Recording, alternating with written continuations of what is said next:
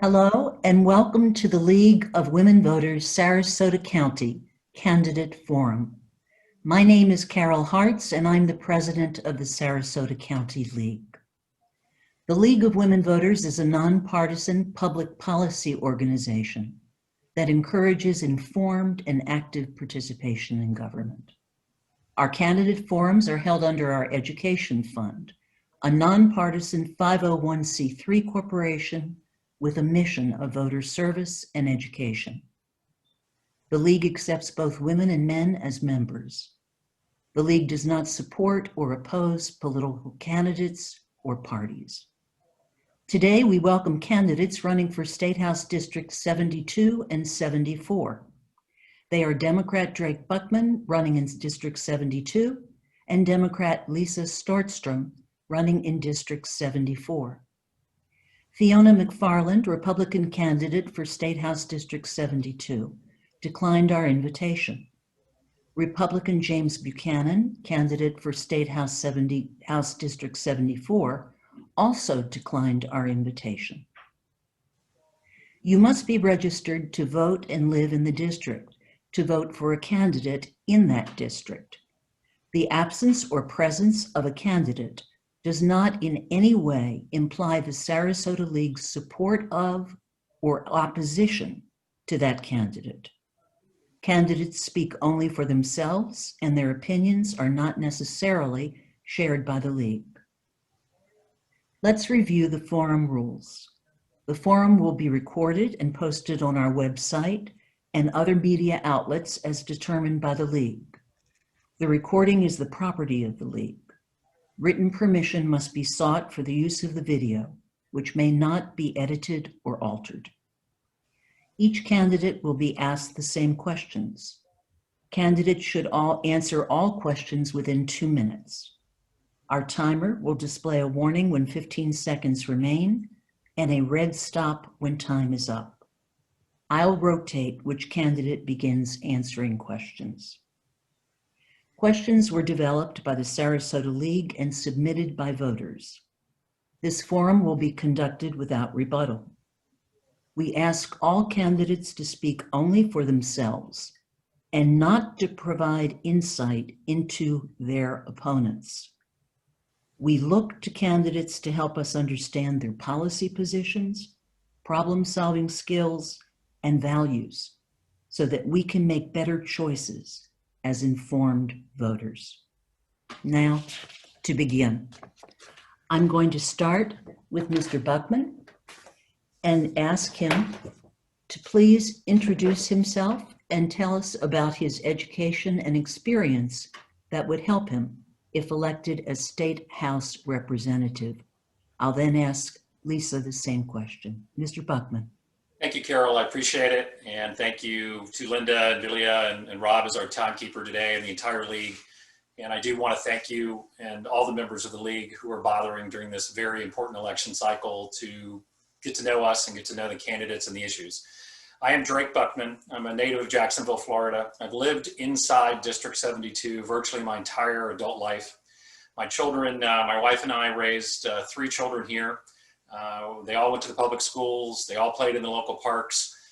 Siesta Key, of course, was a playground for them, the beaches, Mayaca, all the wild spaces. And when I moved here, I've said this before, I moved here and I was a broke law student.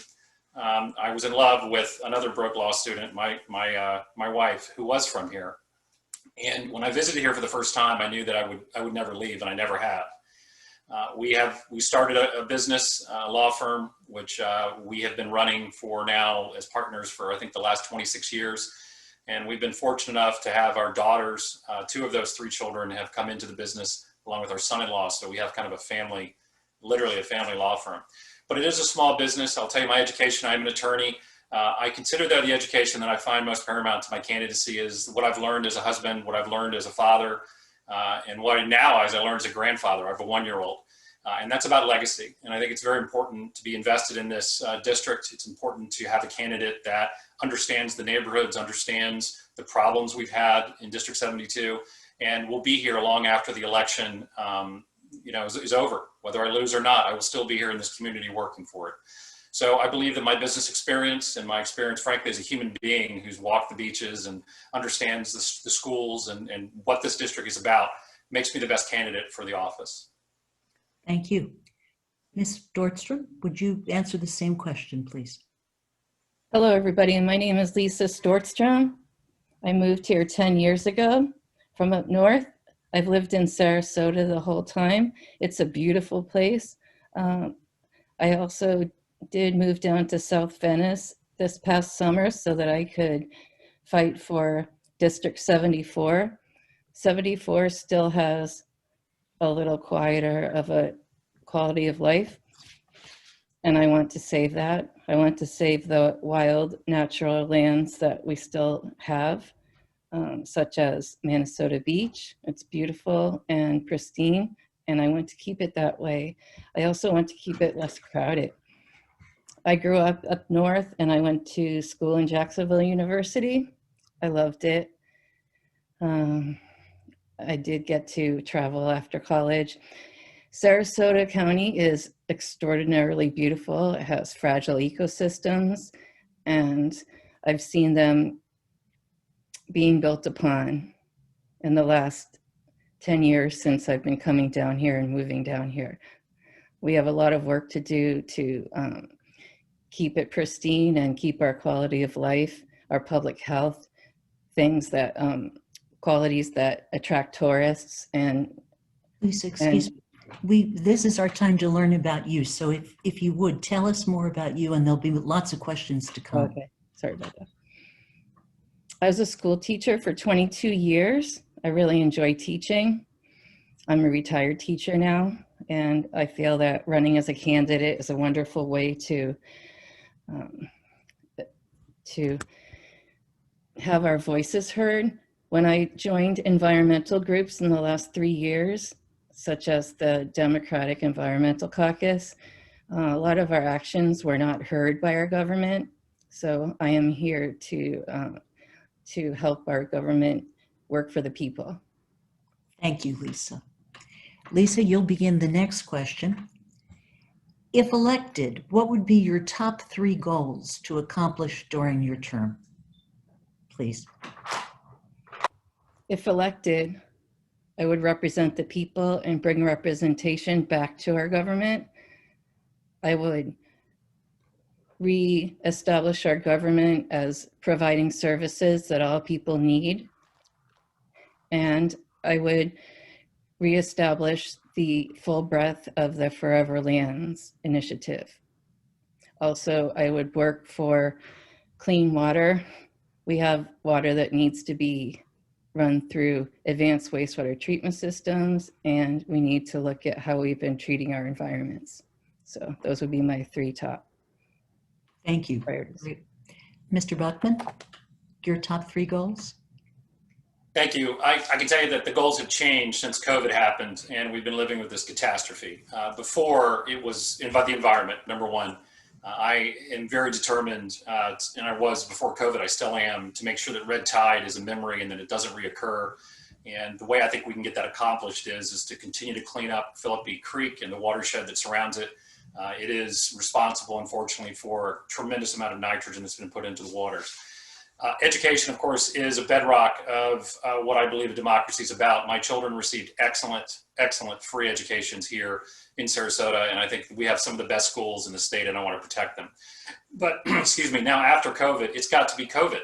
We've got to establish some leadership in the legislature to stand up against, frankly, the governor's fecklessness in this, and we need to lead because we are the immediate representatives of the people, of you.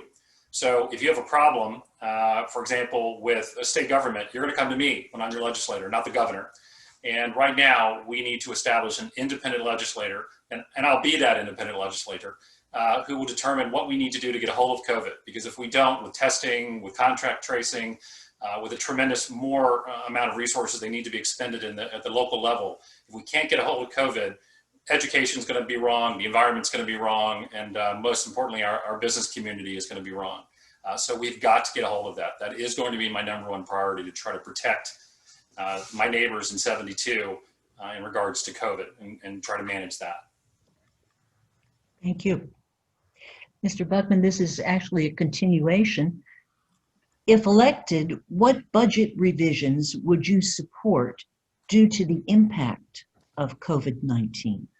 I've gotten that question asked a lot. I can tell you we have about $90 million, I believe, of a deficit right now. The bottom line is we've got to look at every item in the budget right now. That budget was written before COVID, the outbreak happened.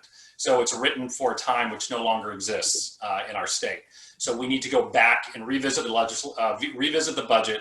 We need to look at every single expenditure and says, will this help our state fight COVID? Will this help us get our business community back? Will this help us protect our environment?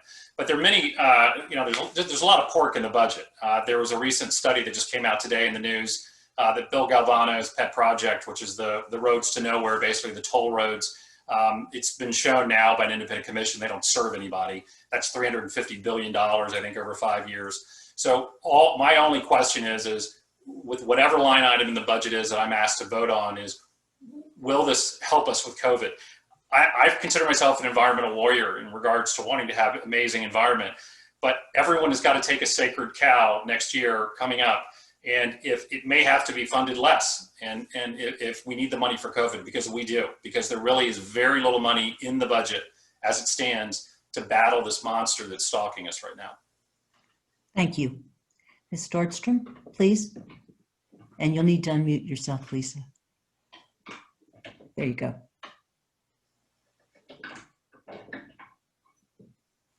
Lisa? So the question was about, If elected, good, please feel free to ask me. If Sorry. elected, what budget revisions would you support due to the impact of COVID-19? thank you. Sorry about that. Yes, COVID has completely changed our platforms and our budget. But first, we do have to go back to Florida Forever Lands and reestablish that. I believe that, I have seen that a lot of the money has been redistributed to other areas. It needs to be brought back to that first platform, because if we lose our natural lands, Florida is not the same. In COVID, it's also related, the destruction of animal habitats and the pollution of water, including waste into it of people's COVID, will continue COVID. We have to look at the environment to bring back our public health as well. So we would have to reestablish all of the areas that have been cut by this administration, and we'd have to look at where money has gone, and then we'd have to set up ourselves for having schools with social distancing, teachers with proper PPE, nurses with proper PPE, and get it right this time. Thank you, Lisa. Lisa, you'll be the first to answer the next question, so you can stay unmuted. What is your position on Medicaid expansion within the state of Florida? Lisa? Yes, Medicaid must be continued and expanded to include all of the people that are not able to afford to buy their own health care. We also need to establish health care that people can afford without a tie to a job. As you can see in COVID, many people have lost their jobs. That means they've lost their health care. So Medicaid must be expanded, and access to that Medicaid must be established and strengthened, just like with other programs that have been difficult to access due to strings that are attached to it or the ways they are written. So we have to expand Medicaid, and we need to make sure that every person can access it. Thank you, Lisa. Mr. Buckman. I fundamentally agree with Lisa. Medicaid is a bargain for the people of the state of Florida. It is the amount of millions of uninsured people and underinsured people that exist here. Frankly, they're a tremendous burden on the public resources. Hospitals, like in my district, Sarasota Memorial Hospital, they have to write off a tremendous amount of great care that they give uniformly to people regardless of their financial standing. And it's just wrong. And that's money that eventually comes out of the Treasury. The truth is and not to make this partisan, and I'm sorry, but the truth is our former governors, including the one we have now, have consistently refused dedicated federal funds and matching funds that would pay for Medicaid expansion. The people who will benefit from Medicaid are children. Most of them are also the poor, the elderly. But I will tell you, I begin my premise with that basic health care should be universal, period. And we need that in this state, particularly given our diverse populations, our at-risk populations. And this is definitely not the time with COVID going on to limit our citizens' access to health care.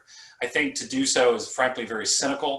And I think that we're bowing to a lot of insurance company lobbyists, which is just outrageous compared to what's going on right now. So I guess that was a very long answer to the question is yes, I do think we should expand Medicaid. Thank you. You have 2 minutes, so go for it. All right.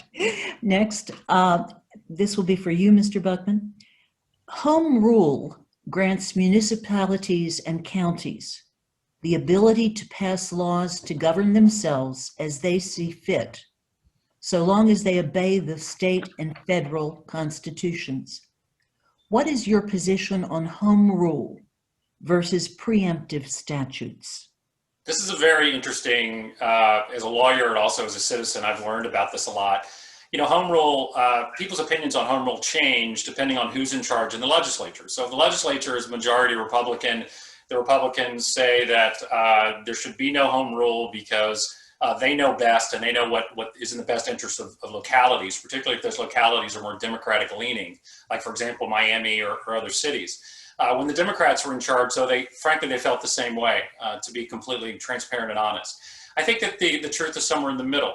People deserve to have, they elect local officials to make decisions for them. One of the problems though is in Sarasota, we have about 4 men, and I'm sorry, but they are men, who think they own the county and they can influence planning decisions, they can influence how money is expended, they influence elections to a huge degree. And the citizens are waking up to that, I think. But this is a good example locally of how a very small group of special interests who don't really have the public interest at heart can take advantage of home rule. On the obverse side, there are times where the state sometimes does know best, and that you can have a situation where there may be some borderline constitutional violations from home rule. So I think ultimately the way our state is set up is the legislature has supremacy. The local municipalities generally are legally the children of the legislature in that sense. In other words, they're created by it. But I think what we're really talking about here is voter responsibility. And so if a bona fide majority of people in a local area want to allow their legislators to pass certain rules that don't violate anyone's constitutional rights, that needs to be respected by the legislature, absolutely. I'm for more democracy, not less. Thank you. Ms. Stortstrom? I agree with Mr. Buckman. That's kind of a rule that is from the past, and every new legislative body needs to look at what needs to happen now. Voters are the people. People should be telling us what they want. And people from the past, rules from the past may be effective or they may not be. So as legislatures, we need to represent our people. We need to follow statute when it's part of the Constitution. But if it's something that was put into practice by another party and it's not applicable to now, we have to represent the people. And that's what I'll come back to over and over and over again. Thank you. Okay, you're next up to bat. This is a long question because it includes a quote, so I'm going to read it fairly slowly. According to the Herald Tribune, the proposed Combating Violence, Disorder, and Looting and Law Enforcement Protection Act includes nearly a dozen changes to state law. it would establish new or enhanced penalties for everything from toppling monuments to harassing someone in a restaurant and being involved in a demonstration that causes damage to property or injury to other persons. In your view, does this proposed legislation adequately balance law and order with freedom of speech? Ms. Dortstrom?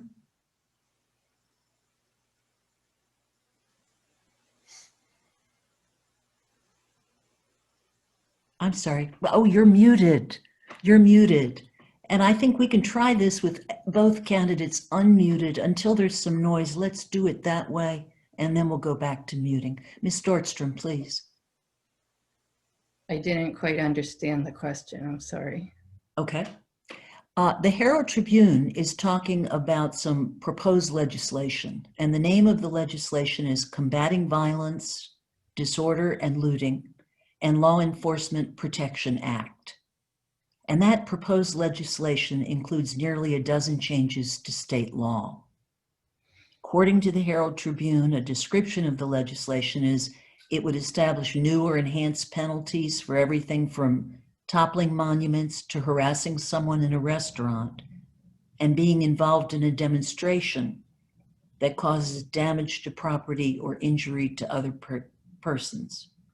And it's always possible to pass on answering a question if that's your choice, Ms. Dortstrom. That's In okay. your view, does this proposed legislation adequately balance law and order with freedom of speech? I see.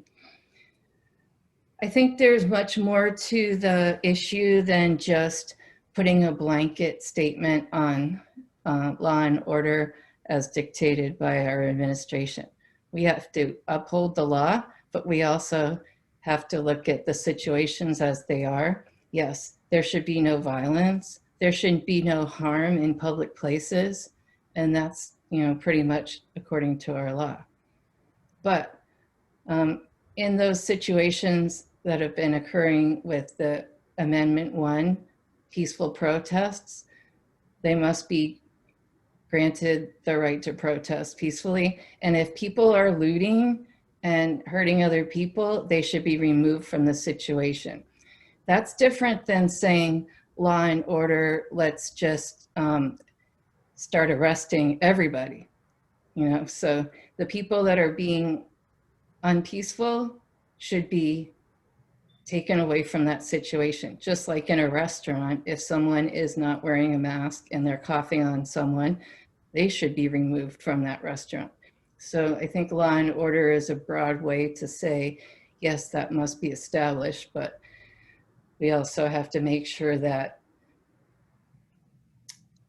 our system is working for everyone in a peaceful way, that this law and order is not the militia coming out and putting tear gas on the whole crowd. Rob, was that a 2-minute? Was the bell for 2? No, that was an accident bell. Excuse me, please. Please continue speaking.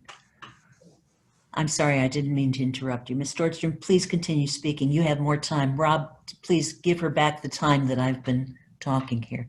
Lisa? So yes, I think we saw that last night. We have to make sure that we are looking at each situation in a professional manner and that we are taking care of our, that people in power are taking care of our citizens, but not hurting them by putting law and order in a militia perspective and tear gassing the whole crowd and shooting at the crowd. So I think that it needs to be person by person. If people are being violent and looting, they need to be arrested and removed. All others should be allowed to proceed in a peaceful manner according to Amendment 1. Thank you, and forgive me for interrupting you. Okay. Mr. Buckman? It's already a felony to tear down a statue. It's already a felony to loot. It's already a felony to do everything that this law seeks to, we already have those laws on the books. All of this is a smokescreen. There is no constituency which came to the legislature and said, we really need this, including the police. Almost all law enforcement agencies don't want this law. All of this entire law, this entire proposed amendment was to get us to do what we're doing right now. It was proposed and it was generated by the governor's PR factory, right out of the governor's office. And he has trotted this out to distract us, the people, from COVID and his ineptitude in that. Of course, this law is unconstitutional. Very briefly, if passed, anyone who happened to walk, for example, in downtown Sarasota and witness a demonstration that may be going on that where a crime may occur, okay, not looting, but any crime, if you could be shown to have been at that demonstration, even as an observer, you could be arrested and charged with a felony. In Charlottesville, where we had the nice people, the Nazis that showed up, and one of them ran down and murdered a young woman, everyone remembers that. There's also a provision in the law which allows people to use force to flee a crowd. And by the way, in the Charlottesville example, just so you understand it, not to make this a law school class, but the young girl who was murdered by this cowardly Nazi would have been committing a felony under this act by standing in the street, and he would have had justification for killing her. So yes, it is unconstitutional, it's ridiculous, and I think the more we talk about it, we should only talk against it, not debate it, because it's absolutely unconstitutional, and it's only here to distract from what's not happening at the governor's office in relation to COVID. Thank you. Mr. Buckman, you're next. In an editorial, the Herald Tribune advocated for a special legislative session to consider Florida workers' comp payments to those seeking compensation for COVID infections incurred on the job. What is your position on Florida's workers' comp payments to those seeking compensation for COVID infections incurred on the job? The unemployment compensation crisis. Now, my campaign has been contacted literally, I think we've racked up something like 1,100 people who have contacted us trying to get us to help them do something. And we've been trying to educate them as much as they can. The fact is that the current crisis is unnecessary. It was designed to fail by Rick Scott. It was underfunded. There was a $70 million contract paid for a broken piece of equipment. Joe Girders ironically said when he heard that, wow, someone should go to jail for that. And yeah, he's right. But what you had is a tremendous number of people. In District 72, for example, you have 19,000 people that have never been unemployed and sought unemployment benefits. And it took them an average of 2.5 months to get those payments. Those are months where they're not making, their rent, they're not getting food. We had calls and clients even in our law practice, because we have an employment law practice, where people would call and say, I don't have any food left and I can't get through. So it's a disgrace. It's part of, frankly, the Republicans' inability to lead. And it's been a war on unemployed people. That's what's happening. So we use this as a reminder that it does matter who you vote for. We have to have competence, particularly on basic services such as unemployment insurance. We have to have competence in government. We have to have responsiveness in government. The legislature should have been in session, called back into special session the day we had a problem with COVID. We already should have the money allocated. We already should have the system redone. That's what the legislator is for. We're here for the people. We should always convene in times of crisis. That's what the Constitution says. But the lack of the governor not calling the legislature into session just, again, underlines his ineptitude and him not wanting to face the consequences of what his party's done to this state for the last 20 years. So we have an obligation and a duty as the government to make sure that unemployed people, particularly people through no fault of their own or through natural disaster, that they have the basic income they need under the law. Thank you. Ms. Stortstrom? This question hits home for me because I was in my second career when COVID happened. I was just starting to flourish in my yoga practice for people with special needs. It's a wonderful leap from teaching because we use teaching with working with people to help them develop their learning areas and to become more full as people. When COVID hit, I was unemployed, and I'm still trying to get most of my weeks from the government. I have not been paid much of this time, probably 8 weeks I have received, and I am on my last dollars. Thanks to my parents, I still have a home and food, and I'm hoping to be a representative. I'm starting to work again, thanks to opening of the businesses, but in a CDC approved manner. We work with people 6 feet away. We make sure that everyone's wearing a mask, and we're being safe, we're clean, and I'm happy to be working with people with special needs doing yoga again. But as far as the government providing what they should have for all of the people with unemployment, they have failed miserably, and it was intentional as far as the way they set up the whole system to fail. So, you know, everybody's suffering, and people in 74 are worse off than people in 72, largely.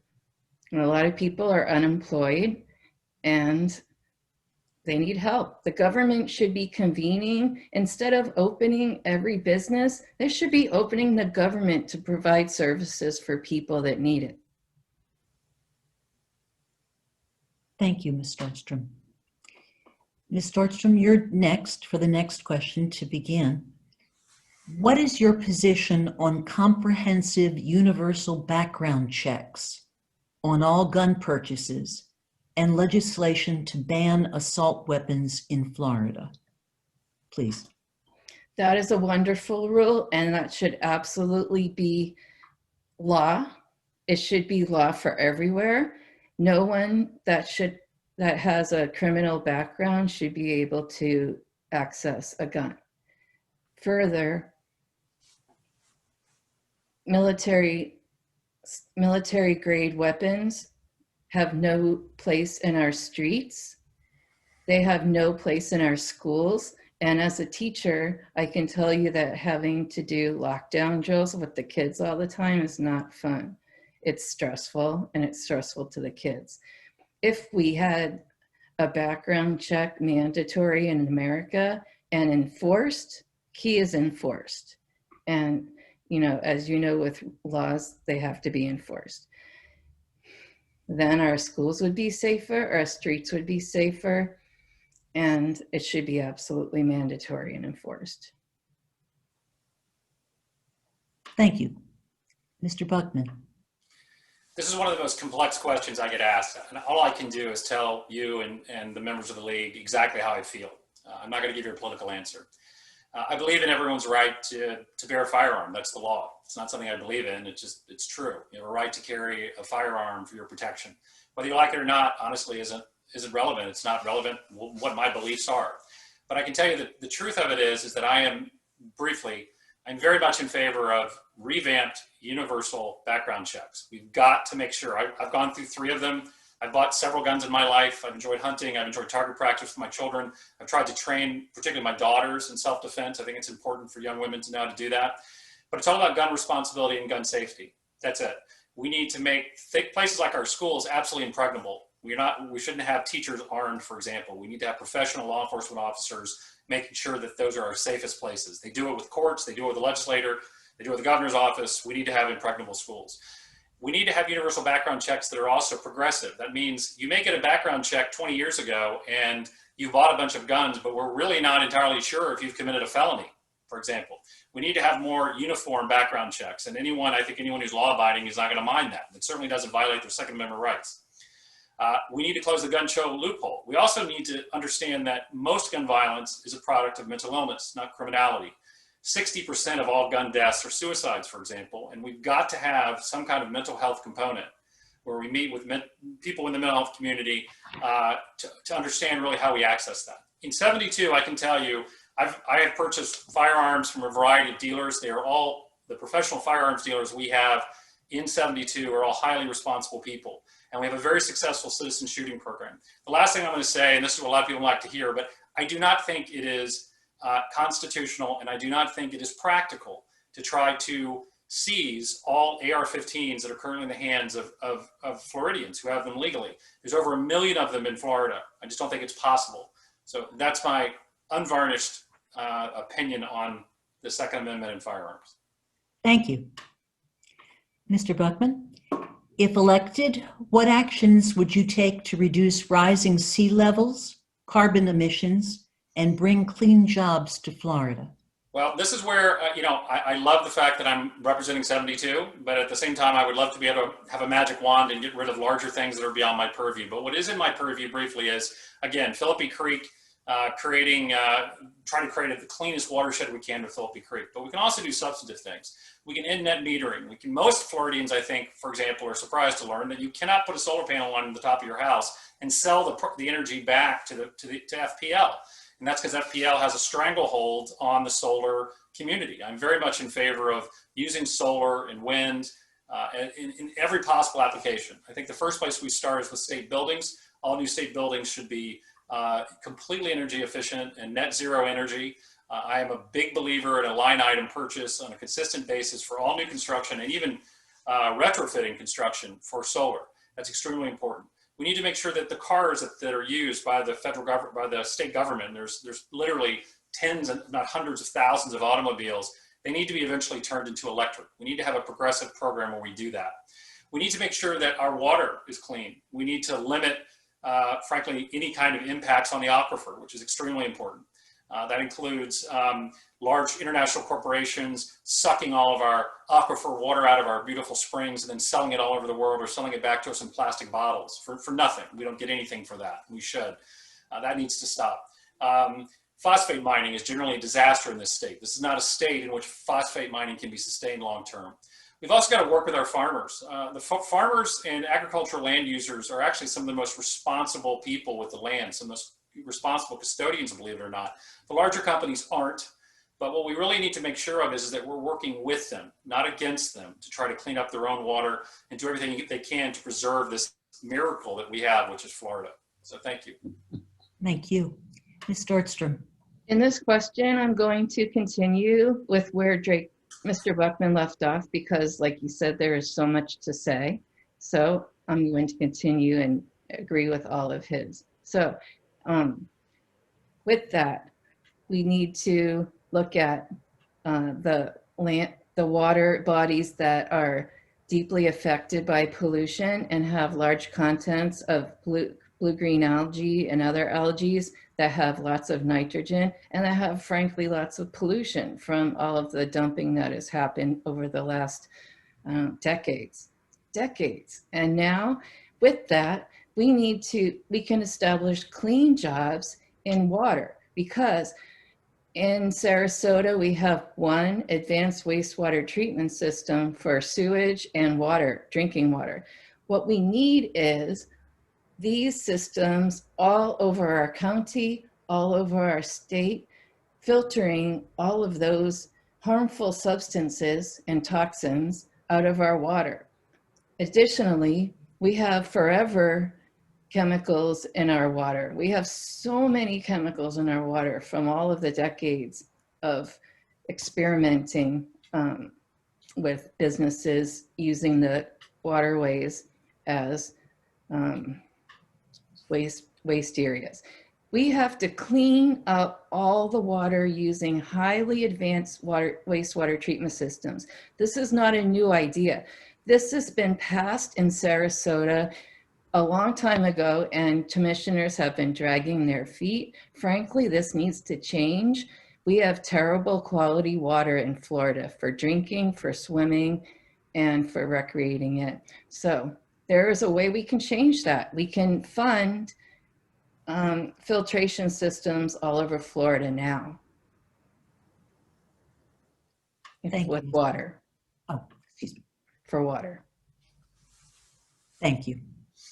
Okay, Ms. Nordstrom, next to you. What is your position on the implementation of the Florida Voting Rights Restoration for Felons? This is sometimes referred to as Amendment 4. Mm-hmm. The voters voted it into being years ago, so the voters have spoken. And for the government not to proceed with a way to make that possible is frankly not acceptable. So as legislatures of the future, hopefully people will vote Mr. Buckman and I in. There will be ways that we can support these people that may have had a rough deal growing up. You know, I mean, we don't have a society that works for everyone right now. We have at-risk people that were kids, and we need to give them the services they might have missed, and we need to give them, frankly, mental health services and services for helping them to come back into society in a healthy way. Then we need to allow them to vote. And that's pretty much my answer. Great, thank you. Mr. Buckman?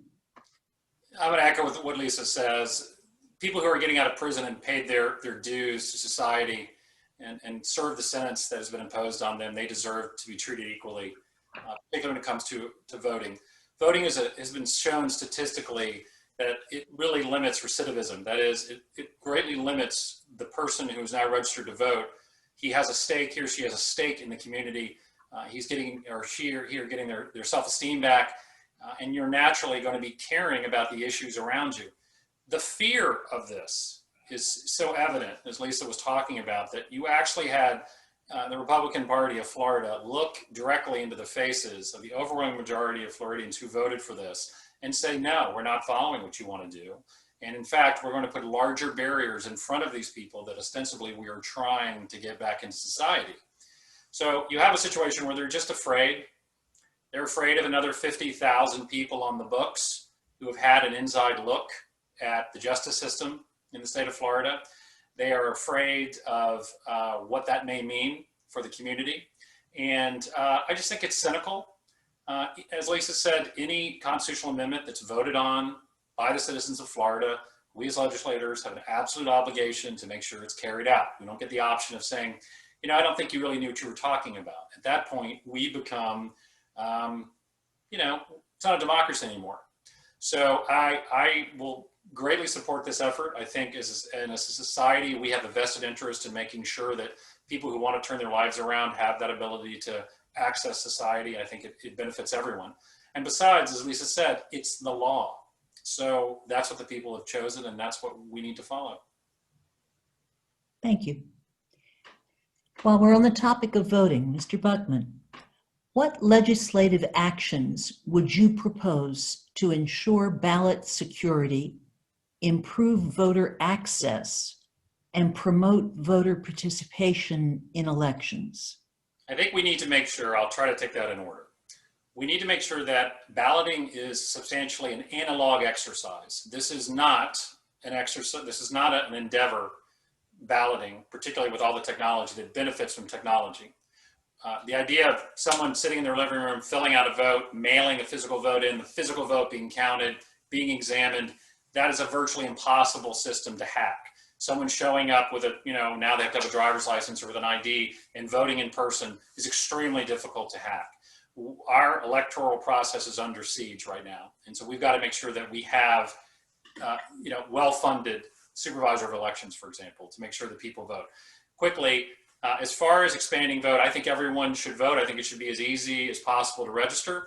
I think that anytime you have interaction, for example, with a state agency at a young age, maybe when you get your driver's license at 18 years of age, there should be a question, let's vote, and I know they can register to vote, but you should be automatically enrolled. I think it's something that you have a right to opt out of, but I think that it is incumbent upon citizenship and a lot of citizens we need to pull them in to the voting ranks. And if they want to go to the point of saying, I'm not voting or I don't want to be included, fine, that's their right.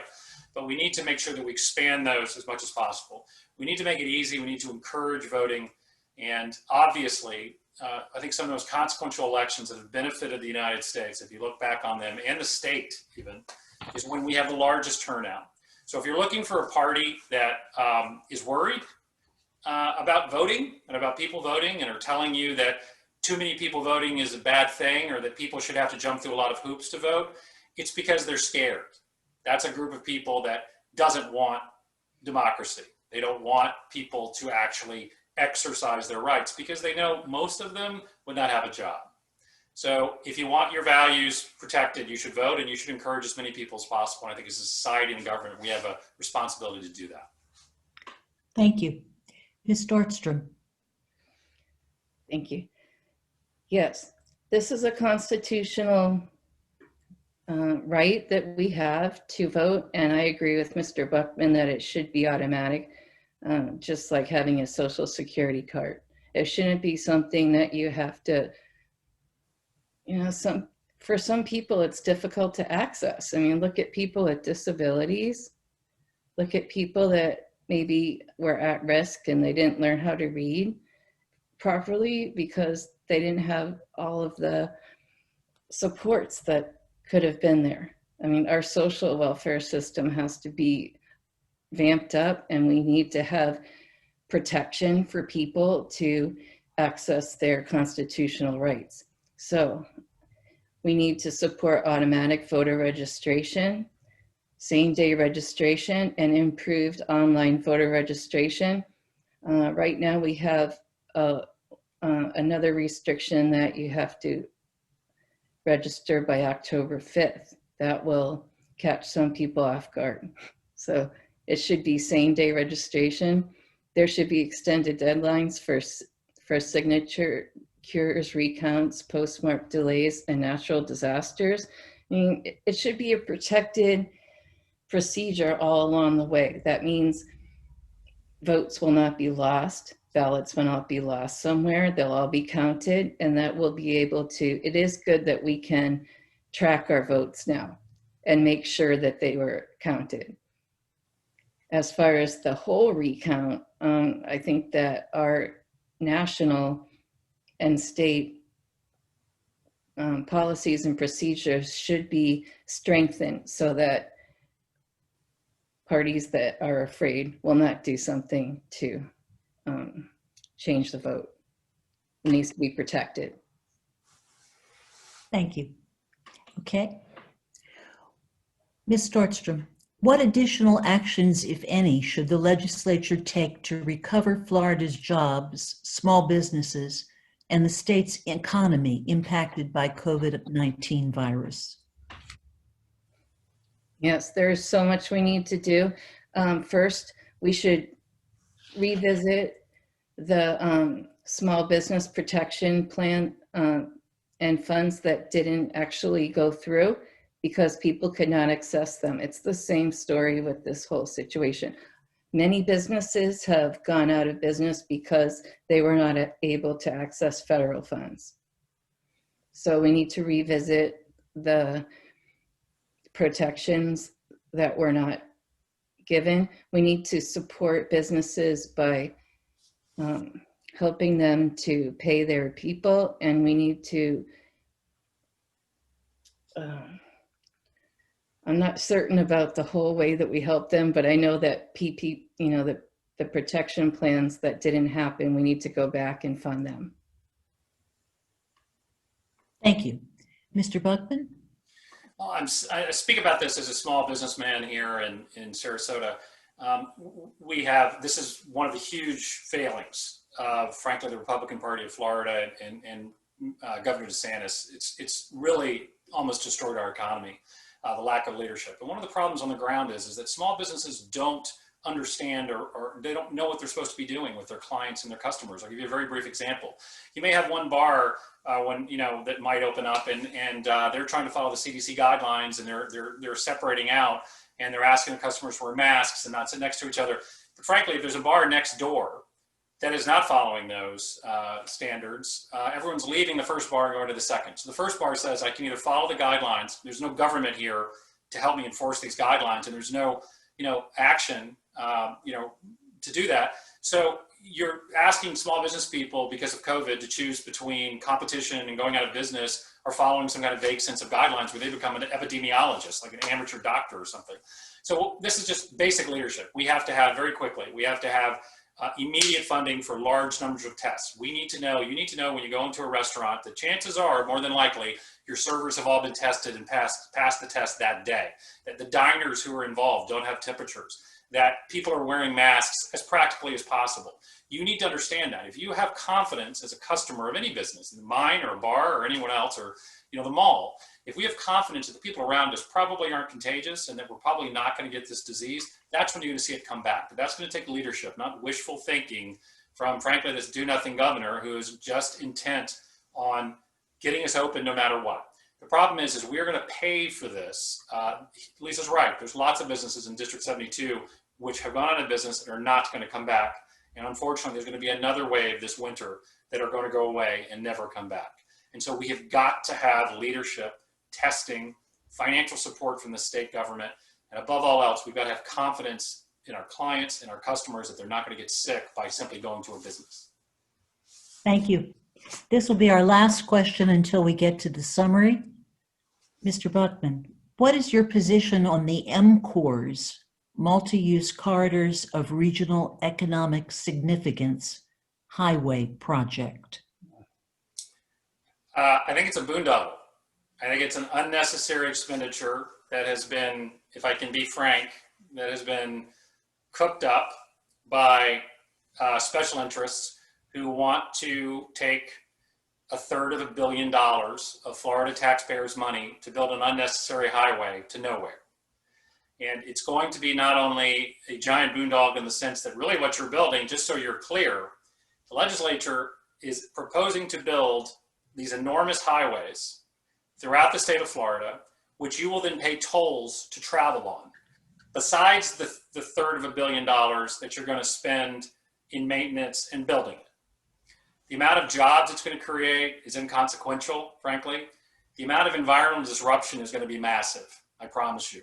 Most of the areas that it's seeking to go through bisect very key migration areas and water, very sensitive water areas, as Lisa mentioned earlier. So it is and again, this is what I mentioned, by the way, there's been an independent economic council that came out today that said it's just not needed. They can't come up with a real economic reason why it's needed. So what you want to do as a voter is just simply look at the campaign contributions for, say, Representative or Senator Galvano. He's the one that's been promoting this. It's online. Look it up. See what his campaign contributions are. See what Joe Gruters, who's head of the Republican Party, see what money he's getting from these kind of paving contractors and concrete firms and engineering companies. And it'll be clear to you really what the reasons are that this ridiculous project, particularly with everything we have going on with the budget and COVID, the real reasons why it's being foisted on us. So again, long answer, probably could have just said I'm against it, but I thought it deserves some more comment. Thank you. Ms. Stortstrom. Yes. Also, I agree that this is not a necessary project to fund in Florida at this time. We have talked about many services that need to be revitalized. We've talked about water, and I'll say something else about water that we need to do, which is much more important than this project. That won't benefit anybody, but will destroy animal habitats and propel COVID-19 to be with us for a long time, because it has been proven that the destruction of animal habitats brings viruses to us. And we need to be protecting our ecosystems that we still have. We have suffered from overdevelopment for a while now. That's one of the reasons I moved to District 74. It is coming down that way, but we have to have our building occur within sustainable practices. We have to have enough animal habitats, water, health of our waterways, health of our air, and health of our land, so that we can have public health and we can have an adequate quality of life. We do not need that project. In fact, we need to be putting our resources back into infrastructure. Infrastructure is where we need to look at right now. We need to revitalize our water systems because they are outdated, that we are having sewage spills because of it. This is where we should be putting our money, as well as advanced wastewater treatment systems. Our state needs help. Thank you. All right. we're at the end, and Ms. Startstrom, if you would start us off by summarizing for voters why they should elect you as a State House representative. I'm a school teacher, and I came to this candidacy because I see what people are asking of our government. Our government needs to serve people. Right now, we are having a block to that. We are having people that are voting, we are having leaders who are voting against our interests. So I am coming to this platform to provide leadership for my district. I listen to people. I've been meeting with people in Northport and Venice, people in North Inglewood. And what they're telling me is that they do not want their quality of life and public health threatened anymore by overbuilding and pollution. They need services right now. They need funding of Medicaid, unemployment. They need revitalization of infrastructure so that they can have good water in their homes. We need basic services that have been taken away, and I am here to offer people what they need. Also, so that includes environmental protection, and representation of people of all backgrounds. And that includes Black Lives Matter, that includes LGBTQ+, that includes people who are at risk and may need extra mental health services. We need to give people what they need, and that's why I'm running for representative. I want to serve the people and the planet. Thank you. Thank you. Mr. Buckman. Thank you. Thank you very much. This is the last time we speak. It's like Carol Burnett. I'm so glad we had this time together, I guess. But it's been a great evening, and thank you, Lisa. Thank you to all the members. I want to be a representative because I want to be the type of representative that I would want to vote for. I know this district. A lot of people say they know a district, but I owe this district a lot. This district gave me my family, gave me my business. It allowed me to have my children educated, and it's given me a quality of life which I think is unmatched anywhere in Florida. Just a natural quality of life on a random Sunday that I can go for a walk on a beach that millions of people are saving money right now, for example, in Ohio and Wisconsin and New York, and they're working in jobs to simply come down here for 2 weeks, or possibly even retire. That's why they want to come here with their money in the future. That's what brought me here, that I loved it so much. And I will continue to be here regardless of whether I get elected or not. Frankly, I'll still be in line with you at Publix. I'll still know where the best pizza in Gulfgate is. I'll still know, what ice cream store on Siesta Key only takes, cash only in a pinch. I'll still be here. I will still be wandering around the meadows thinking what an amazing community that is. And over at the landings and, out in Palmer Ranch, I'll be here still. And I'm going to be here because I love it and I'm not leaving. But it has to be defended. It has to be. You cannot take this for granted. It is too ripe of an apple that is looking to be plucked and paved by, again, 3 or 4 people who think because they own a lot of land that can be developed that they should control what your destiny is and how good your groundwater is and how good Siesta Key Beach is. So I will defend this district because I have done everything I can to improve this district my entire life here.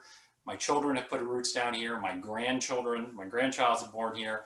And so all I can tell you is just please vote for me. I promise you that your vote will be an investment in a legislator that you can be proud of, and it will be accessible to you and will be independent from the powers that be. So thank you very much for your time and your attention. I've really enjoyed it. Thank you. Candidates, thank you for your participation. Thanks to our volunteers, including Linda Thompson, Rob Burgess, Villia Johnson, and Pat Price. Audience, if we were unable to ask your question, please contact the candidates campaign using the contact information in vote411.org. Finally, remember that your vote is your voice. The Sarasota League thanks you for being with us. Good night, and thank you very much. Bye-bye. Thank you. Thank you.